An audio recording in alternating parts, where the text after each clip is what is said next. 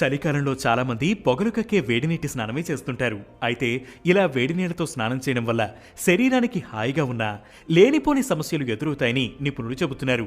వేడి నీటితో స్నానం చేయడం వల్ల చర్మం యొక్క సహజ తేమను తొలగించేస్తుంది. దీంతో చర్మం పొడిబారుతుంది.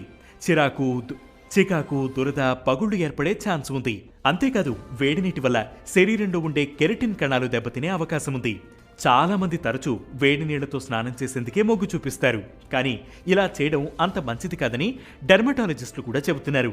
వేడి నీటితో స్నానం చేయడం వల్ల శరీర ఉష్ణోగ్రత పెరిగి బీపీ వచ్చే అవకాశం ఉంది. ఇప్పటికే బీపీ లేదా గుండె సంబంధిత సమస్యలు ఉన్నవారు పొగలు కక్కే వేడి నీటితో స్నానం చేయకపోవడమే మంచిది.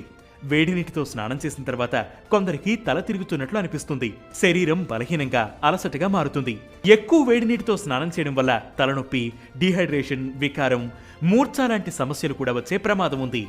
అయితే నష్టాలతో పాటు వేడి నీటితో స్నానం చేయడం వల్ల కలిగే లాభాలు కూడా ఉన్నాయి. వేడి నీటితో స్నానం చేయడం వల్ల శారీరక, మానసిక ఒత్తిడి తగ్గుతుంది. రక్త ప్రసరణ మెరుగవుతుంది. దీనివల్ల ఆక్సిజన్, పోషకాలన్నీ శరీర భాగాలకు సరిగ్గా చేరుతాయి. వేడి నీళ్లు చర్మాన్ని క్లీన్ చేస్తాయి.